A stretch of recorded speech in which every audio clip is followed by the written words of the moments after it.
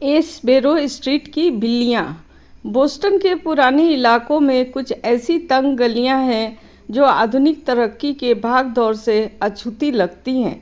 वहाँ ईंटों से बने घर एक दूसरे की ओर ऐसे झुके हुए हैं जैसे बुजुर्ग पड़ोसी धीरे धीरे कोई राज की बात कर रहे हों, और उनकी खिड़कियाँ हमेशा नीचे रहने वालों की किस्मत को देखती रहती हैं।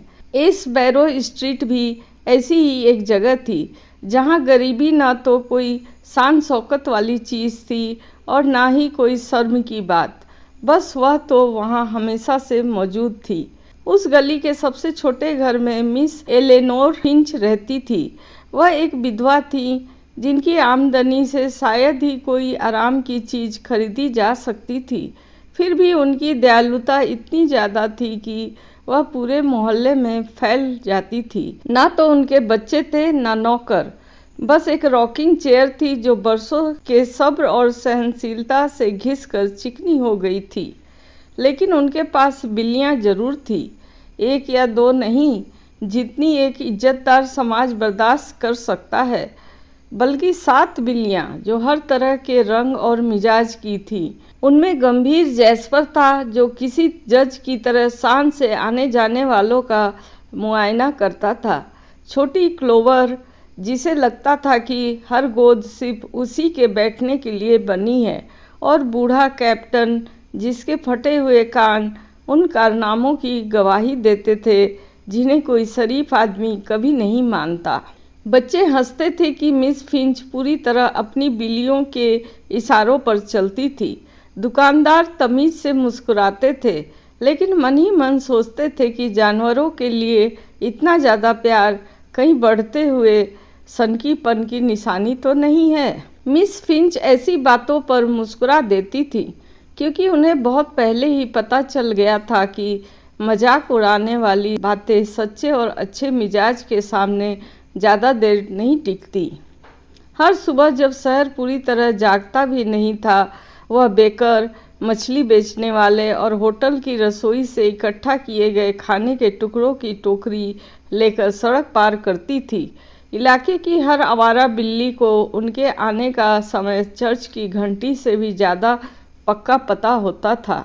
इस अनोखे नज़ारे को देखने वालों में मिस्टर होरेस बेल भी शामिल थे, जो एस बैरो स्ट्रीट पर कई इमारतों के मालिक थे और जिनका दिल उनके बढ़िया चमड़े के जूते से भी ज़्यादा सख्त हो गया था। वह आवारा जानवरों को भी उसी चिढ़ के साथ देखते थे जैसे गरीब किराएदारों को। उनकी नज़र में दोनों ही कीमती जगह घेरते थे और उनसे बहुत कम फायदा होता था।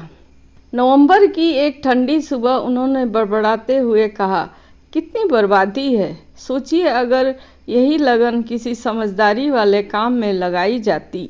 लेकिन जिंदगी वह कमाल की उस्ताद जिसके सबक अक्सर बिना बुलाए ही मिल जाते हैं, ने पहले ही इसका जवाब तैयार करना शुरू कर दिया था।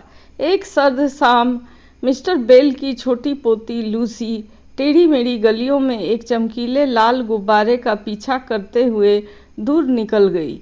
जल्दी ही अंधेरा छा गया, फिर बारिश होने लगी, गुब्बारा गायब हो गया और उसके साथ ही उस छोटी बच्ची का हौसला भी। उसके डर से भरी सिसकियाँ थोड़ी देर ही गूंजी कि तभी एक धारीदार बिल्ली एक पुरानी गाड़ी के नीचे से निकली। वह कैप्टन था। वह बूढ़ा जानवर न तो भागा और न ही पास आया, बल्कि बस थोड़ी दूर चलकर रुक गया और पीछे मुड़कर देखने लगा। डर के बावजूद उत्सुकता के कारण लूसी उसके पीछे हो ली। थोड़ी देर में एक और बिल्ली उनके साथ हो गई, फिर एक और इस तरह खामोश रखवालों का एक अनोखा झुंड उस बच्ची को ऐसी टेढ़ी मेढ़ी गलियों से ले गया जिन्हें वह अकेले कभी याद नहीं रख पाती। उनका यह काफिला मिस फिंच के दरवाजे पर जाकर रुका। जब वह विधवा महिला ने दरवाज़ा खोला और कांपती हुई बच्ची को भींगी हुई बिल्लियों से घिरा पाया, तो उसे किसी सफाई की ज़रूरत नहीं पड़ी। एक गर्म कंबल, सूप का एक कटोरा और प्यार भरी झप्पी ने बच्ची को न सिर्फ आराम दिया बल्कि उसकी हिम्मत भी लौटा दी। इस बीच पूरा मोहल्ला बेचैनी से उसे ढूंढ रहा था। मिस्टर बेल खुद 1 घंटे के अंदर वहां पहुंच गए। स्ट्रीट लैंप की रोशनी में उनका चेहरा पीला पड़ गया था। लूसी को सुरक्षित देखकर उन्हें इतनी राहत मिली कि उनकी जिंदगी भर की अकड़ और घमंड का भाव भले ही कुछ कीमती पलों के लिए ही सही पूरी तरह गायब हो गया।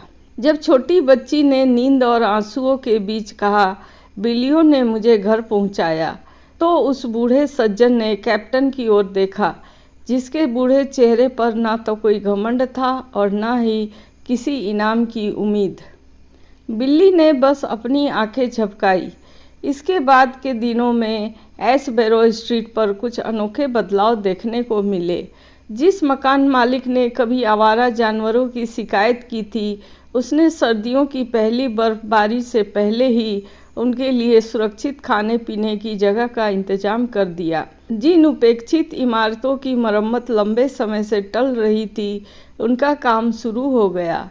जिन परिवारों को छत से पानी टपकने की चिंता सताती थी, उन्होंने देखा कि कारीगर बिना दोबारा कहे ही काम करने आ रहे थे।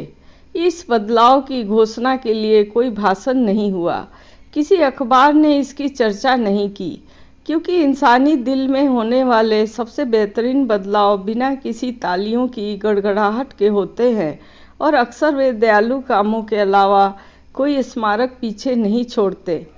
जहाँ तक मिस फिंच की बात है, उन्होंने अपनी सुबह की सैर पहले की तरह ही जारी रखी।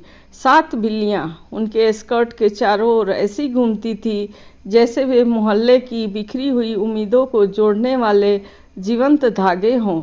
और अगर कोई यह पूछे कि क्या सच में बिल्लियों ने ही मिस्टर बेल को बदला, या बस उस प्यार ने जो वे उन्हें वापस देती थी, तो कोई भी दार्शनिक खुद बूढ़े कैप्टन से बेहतर और संतोषजनक जवाब नहीं दे सकता था।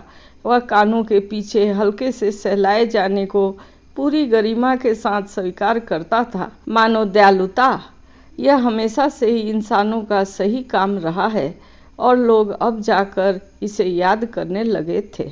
अब यह कहानी यहीं ख़त्म होता है। थैंक्स।